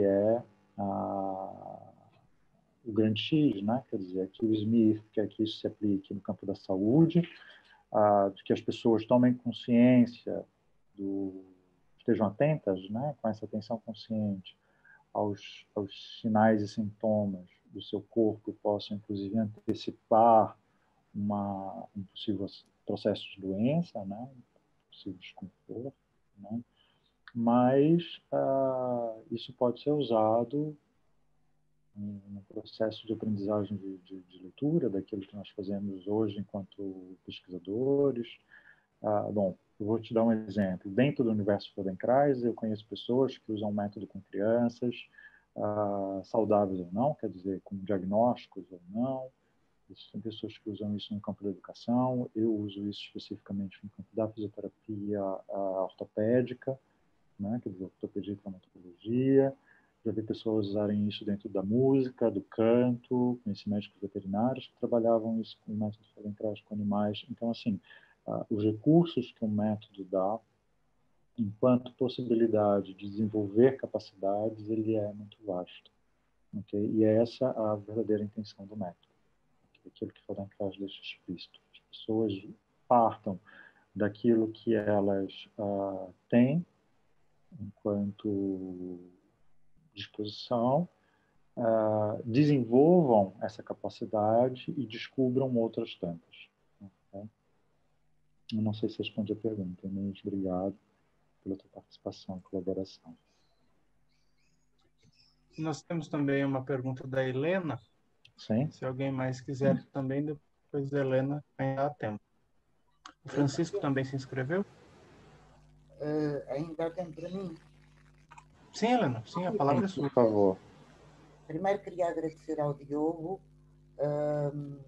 por ter-me trazido uma coisa completamente nova que eu não conhecia, quer em texto, quer agora na apresentação.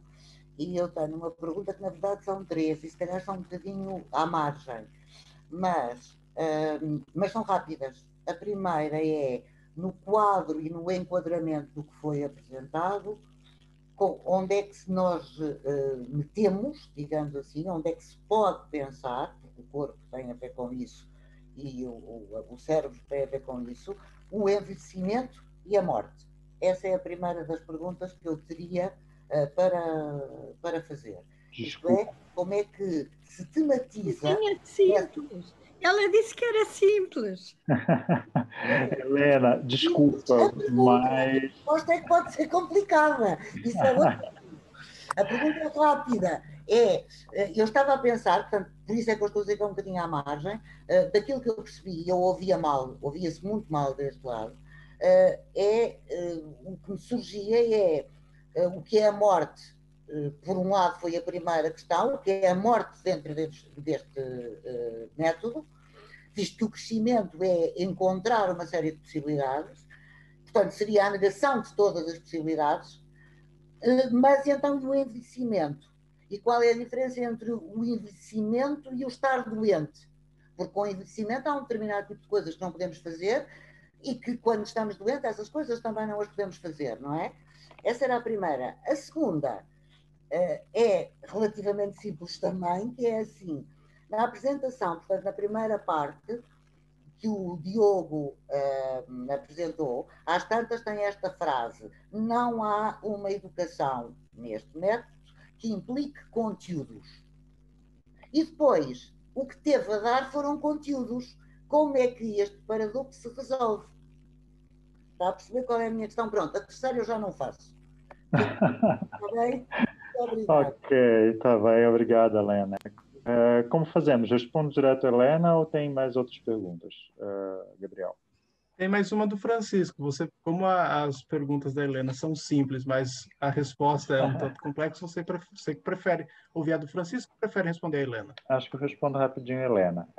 Helena, não é educação que implica conteúdos. A educação orgânica, ela não é conteudista. Então, você não vai aprender a somar, dividir, a ler, escrever, algo específico. Okay? Você é aberto para qualquer aprendizado. É nesse sentido que ele diz que não tem um conteúdo. Então, as classes não é para você aprender geografia, as capitais do mundo, enfim, não tem um conteúdo específico. O que você vai aprender são, ou melhor, o que ele lhe convida a tomar consciência é da forma com que você está e se manifesta. Okay? Então, você não sai dali com um conteúdo específico, por exemplo, uma literatura, um conceito, um conhecimento. Mas eu também não estava a falar de conteúdos nesse sentido. Ok. Conteúdos no aprendizado que se dá de encontrar, se calhar, na tal pré-consciência, o trazer à consciência. E isso é dar conteúdos. Sim. Era essa a questão. mas não é um convite, mas não é um objetivo. Nem sempre acontece. É nesse sentido. Isso eu também nem sempre Pronto. acontece ao ouvir capitais geográficas ficar a sabê-las, não é? Exato, mas é nesse sentido. Não é a educação orgânica, o que ele quer dizer quando não há conteúdos, é que não é uma educação escolástica em que você vai ser cobrado por um conteúdo aprendido no final de um determinado tempo. Sim, claro. É nesse sentido. Sim, isso estava a brincar. Então, pronto, é nesse sentido. Depois, o que é a morte?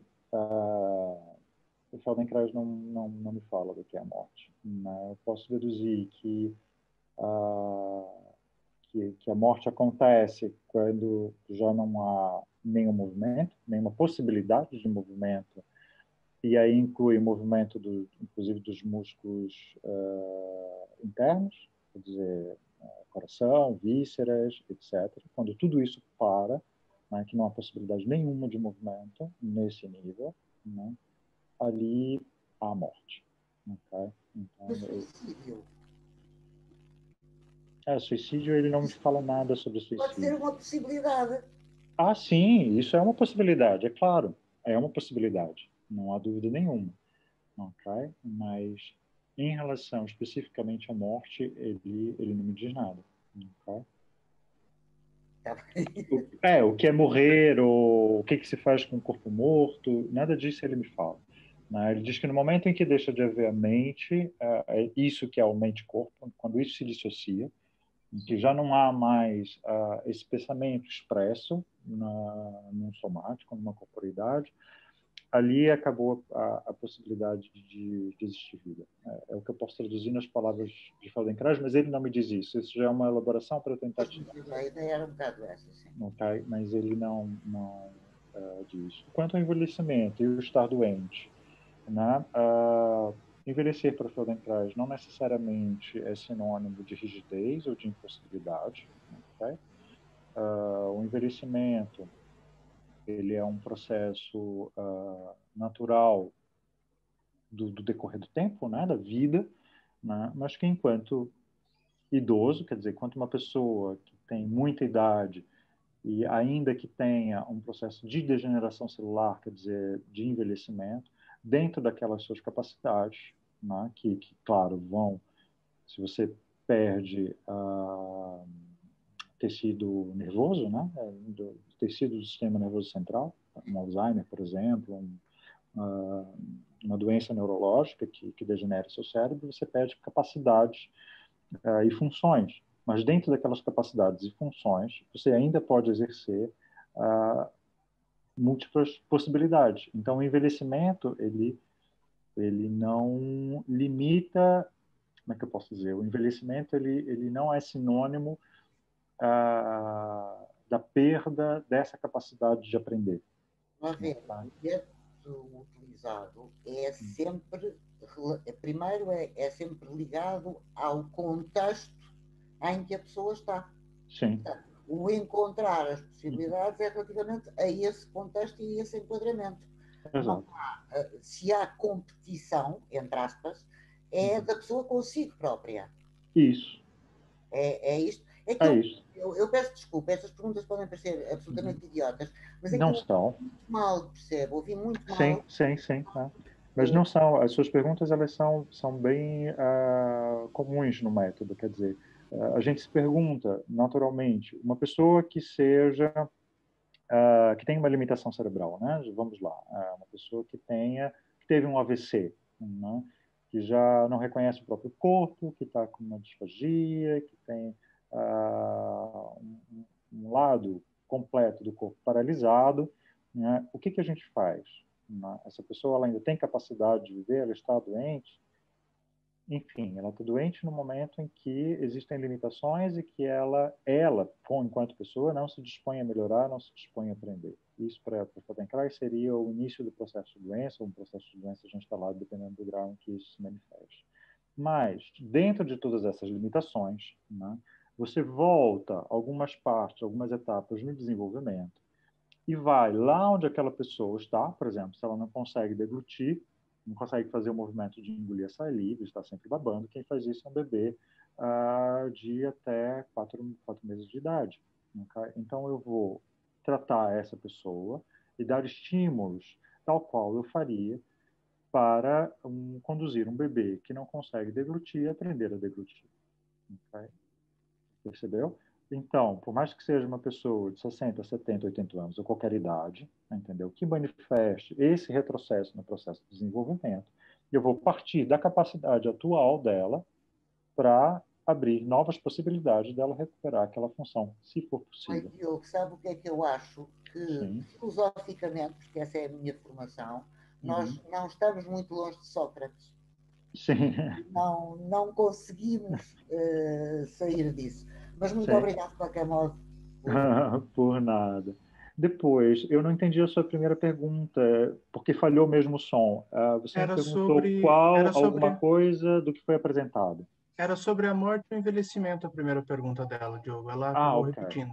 Ok, então foi isso. Era dizer que tinha gostado da sua apresentação. Tá ótimo, obrigado. Obrigado pela sua participação, Helena. Nós temos, então, tempo para as duas últimas intervenções, a do Francisco e depois a do Antônio Loura.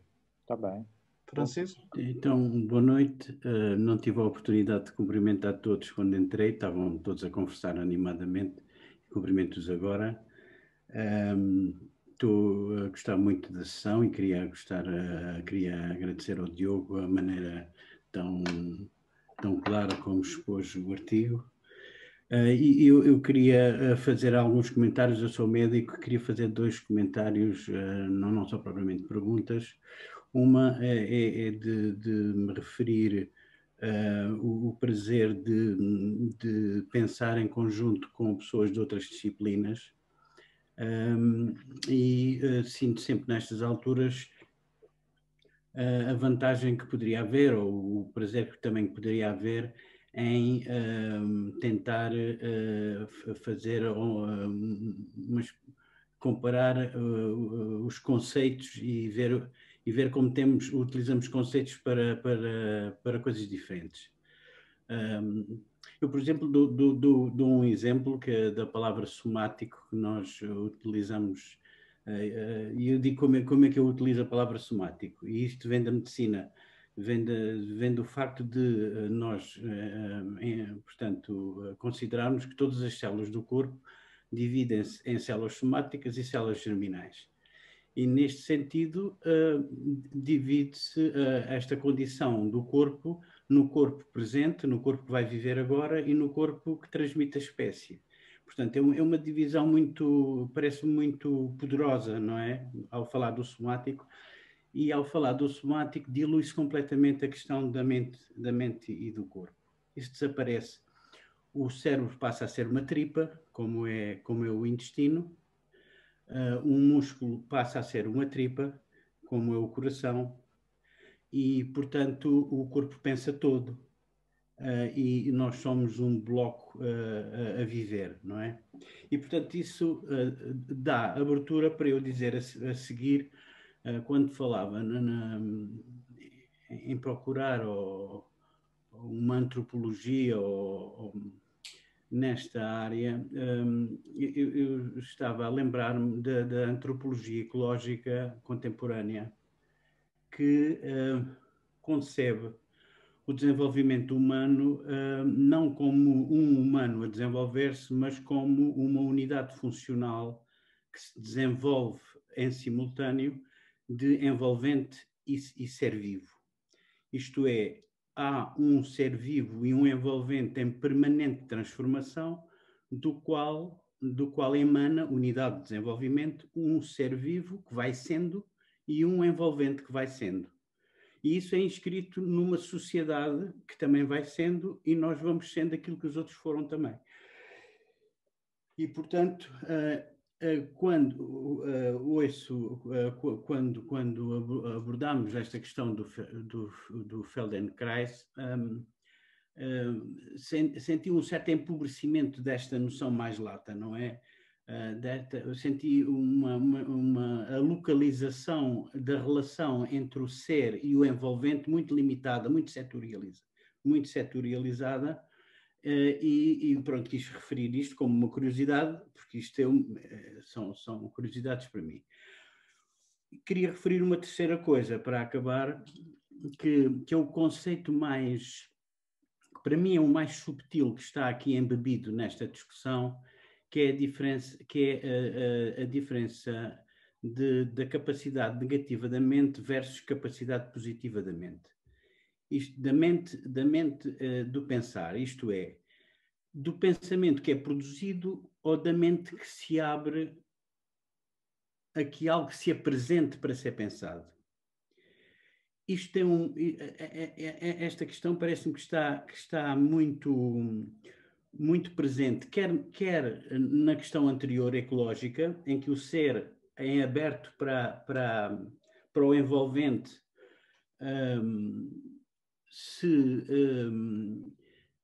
são-lhe oferecidas coisas para a relação, e o ser também se oferece para a relação, e é nesta dinâmica que o ambiente é feito e o ser é feito. E esta questão é particularmente grata, e eu penso que é muito importante, esta capacidade negativa, e está muito desenvolvida, porque está muito desenvolvida depois nas áreas há uma área, talvez a mais antiga, que fala destas coisas, da teologia negativa. Não sei se estou a dizer uma grande disparate, uma grande barbaridade, mas em termos da psicanálise isto usa-se muito na técnica psicanalítica, a capacidade negativa da mente, que vem desde a atenção flutuante do Freud, passando pela rêverie do Bion, passando pelo Winnicott, que também tem o próprio holding. É uma maneira de se abrir do ambiente, se abrir para o que vem de lá do bebê em desenvolvimento. E, portanto, esta questão, que eu penso que está embebida nesta discussão, pronto, quis explicitar, e muito obrigado por me terem ouvido. Ok? Pronto, é só isso. Obrigado. Obrigado, Francisco. Acho que fala o António agora. António, sim.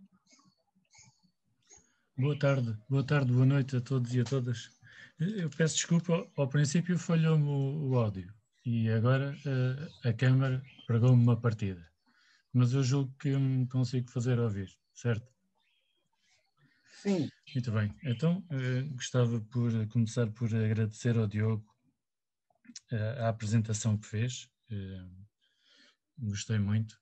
Eu já tinha ouvido falar no método de Feldenkrais na área do Krav Maga. Fui durante quase 10 anos praticante deste sistema de defesa pessoal, israelita também.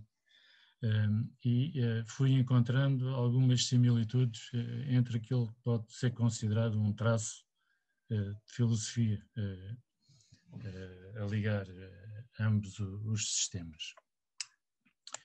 É exatamente o estar consciente a ponto de antecipar no Krav Maga situações de perigo e no caso do sistema de Feldenkrais, encontrar forma de antecipar e fazer face a situações de incapacidade naquilo que diz respeito ao funcionamento do corpo. Mas aqui mais de um conceito de saúde, é mais a capacidade do corpo reagir e de se adaptar realmente àquilo que há, àquilo que aparece, onde o recurso é o corpo, não há outro. E não é por acaso que uma das máximas de Feldenkrais é exatamente a ideia de tornar impossível, tornar o impossível possível, o possível fácil e o fácil prazeroso e elegante. Né? E por isso este é um tema muito importante dentro dos métodos somático-sensoriais, podemos designar assim, para nos fazer de facto refletir sobre a necessidade de nos recentrarmos na ligação com o mundo, nos rodeia, e nas nossas capacidades de adaptação a ele, através do corpo e através do movimento. Eu julgo que as artes orientais, o Tai Chi Chuan, o Kung Fu, entre outras, exploraram já muito esta área e hoje existe uma verdadeira panóplia de atividades a permitir fazer esta ponte entre o mundo físico e o mundo psíquico, tendo como objetivo a redução desta dualidade e uma maior adaptação. Mas aqui parece-me haver um apelo maior, que surge direcionado para esta necessidade de se ter verdadeira consciência de nós próprios, não é? Sem desligar ou dar menos importância ao nosso existir mental, psicológico, filosófico, etc., mas ter presente o nosso plano físico, o nosso corpo, o meio que nos envolve, uma verdadeira ligação à Terra e também aos outros, para podermos, no fundo, estabelecer-nos, digamos assim, num plano de maior consciencialização e de relação naquela que possa ser a nossa compreensão e participação na vida vivida. E esta bem pode ser uma definição de ser no mundo, para fazer aqui uma ligação à filosofia. E portanto, é então na sequência deste apelo que nos impele a ter e a dar mais atenção a uma maior qualidade de vida. Não necessariamente naquilo que é acessório, né, como centrar a atenção no plano material, mas sobretudo no que pode ser essencial para esta interligação dos planos físicos, mentais e até espirituais, mas permitindo aquela verdadeira conexão que podemos e devemos poder estabelecer através do nosso corpo, através da nossa ação, propriamente dita. Obrigado. Desculpem se me alonguei. Obrigado, Antônio, pela tua fala. Sim, fazes uma boa relação do trabalho de Feldenkrais, que é o ter consciência de nós próprios, e eu acrescentaria o colocar-se a serviço, né? Essa ideia daquilo que eu posso desenvolver ou oferecer como uso para a coletividade, né? Isso está imbuído, né? Está dentro daquilo que é o método. Citar-te uma grande máxima do Feldenkrais, de fato, né? Que é tornar nossas capacidades elegantes, aquilo que era impossível, né? Desenvolver-se até tornar-se elegante. E fizeste um bom histórico, citando ele como dentro do Krav Maga. O Feldenkrais, como eu disse, ele faz parte do movimento zionista, e ele desenvolveu, junto com outros, né, colegas, isso que hoje é chamado de Krav Maga, né, da arte da defesa. Ele é um dos fundadores dos clubes de jiu-jitsu em Israel e na França, e ele teve contato direto com Jigoro Kano, que é o sistematizador do judô ocidental. E, bom, eu nunca fui verificar, mas se diz no universo Feldenkrais que ele, Feldenkrais, é o único ocidental a ter a foto junto com os grandes mestres fundadores do judô lá no dojo no Japão, né? No dojo matriz, né? O método dele tem raiz, sim, nas artes marciais, e ele praticou e ensinou artes marciais até o final da sua vida, em paralelo àquilo que fazia com o método. Era cinturão preto em várias dessas artes. Dentro do Krav Maga existe um movimento de defesa contra facadas, né? E que foi criado pelo próprio Feldenkrais. Ele tem algumas publicações sobre artes marciais, que não interessam muito para a filosofia, mas é a capacidade do fraco vencer o forte. Eu dizia assim rápido do francês, e tem Judô Avançado para Cinturões Pretos, né? São 2 livros que ele publicou nessa área das artes marciais. Então, sim, ele é muito conhecido nesse meio, o método dele é muito usado por guerreiros, né? Por as pessoas que estão nesse meio. Francisco, obrigado pela tua consideração, pelos teus comentários. A gente tem que lembrar, assim, sobre a antropologia ecológica, é óbvio que tem um conceito muito mais amplo, que o Feldenkrais a gente tem que lembrar que ele morreu em 1984, então não teve tempo de conhecer isso que hoje nós chamamos de antropologia ecológica, toda a complexidade, né? Mas sem dúvida nenhuma é aquilo que eu falava para a professora Maria Fernanda, ele fez a ponte, ele foi uma das sementes para isso que hoje se pensa nessa complexidade que é a relação e o desenvolvimento do ente, do ser vivo, envolvido com a sociedade. Ele já pensava isso, e reconheço que ele talvez tenha uma pobreza de vocabulário dentro daquilo que deixou escrito, por opção própria. Ele não era filósofo, não quis conceituar, não quis dar por definido nada, até porque isso seria uma contradição ao próprio método que ele dispõe, que é cada um aprofundar, descobrir e criar as suas próprias possibilidades, os seus próprios conceitos e evoluir aquilo que ele deixou enquanto semente. Né? E o mesmo eu digo sobre a capacidade positiva e negativa da mente. Né? Quer dizer, ele faz uso desse recurso, lembrando que ele muitas vezes se distancia do pensamento psicanalítico, que foi o que você citou, né? Freud, ele leu sem dúvida nenhuma, estudou Freud, mas já os seus seguidores, né? As correntes mais contemporâneas, ele deve ter lido, mas já não entrava no processo de desenvolvimento do método dele. Né? E ele se aproxima muito mais da hipnose, da fase onde Freud usava da hipnose, e ele segue muito essa linguagem, inclusive, do inconsciente.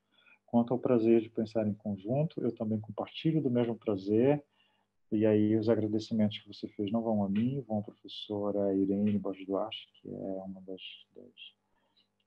pensadoras desse grupo de leitura, e a toda a equipe que a auxilia nesse movimento. Então, professora, aproveito também para deixar aqui o muito obrigado mais uma vez pelo convite e pela possibilidade de nós pensarmos juntos conceitos diferentes, com pessoas que vêm de campos diferentes, experiências de mundos diferentes, e construir novos conceitos dentro disso que se dispõe a ser uma pesquisa em fenomenologia. Okay? Obrigado, Luiz. Está contigo. Muito obrigado, Diogo. Obrigado a todos que ficaram até agora. Para a próxima, já voltamos a nos encontrar na próxima semana, em 3 de fevereiro. A próxima apresentação será do professor Paulo Sérgio Lopes Gonçalves, da PUC de Campinas, que irá nos falar sobre o texto do Heidegger sobre a memória e suas leituras sobre o livro 10º das Confissões de Santo Agostinho. Amanhã já o Moisés irá encaminhar para vocês o texto, e aí nos vemos para a próxima semana, em 3 de fevereiro.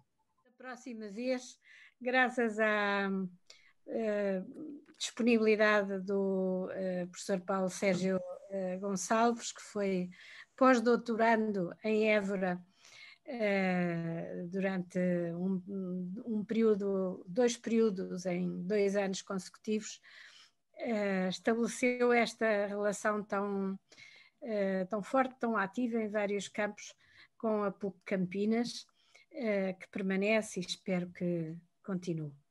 Portanto, espero ver-vos na próxima semana, já, porque a marcação para janeiro foi um bocadinho complicada com o horário já do Praxis, mas normalmente nós fazemos, parece-me que é na primeira semana de cada mês, não é, Luís Gabriel?